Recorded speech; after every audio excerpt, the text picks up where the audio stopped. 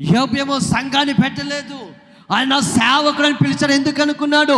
తన కుటుంబం కొరకు ఒక సేవకుడైపోయాడు, తన కుటుంబం కొరకు ఒక దాసుడైపోయాడు. అయ్యా, నా కుటుంబం ఏడ పాపం చేసి చనిపోతుందో, నా పిల్లలు ఏడ పాపం చేసి దేవునికి దూరం అయిపోతున్నారో, ఏడ నా పిల్లలు పాపం చేసి దేవుని ఉగ్రతను పొందుకుంటారు అనేసి ఆ కుటుంబం కొరకు నిత్యము యోబు ఒక దాసుడైపోయాడు, ఒక దాసుడైపోయాడు. ప్రైజ్ ది లార్డ్, హల్లెలూయా. ఒక సేవకుడైపోయాడు, సేవకుడైపోయాడు. చేసుకోవాలా ఏంటండి?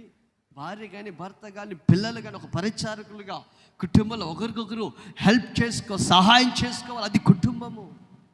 కుటుంబంలో నువ్వు ఎంత యజమానుడివైనా ఎంత యజమానురాలువైనా ఏంటండి, అక్కడ హోదాలు పనికిరావు. హోదాలు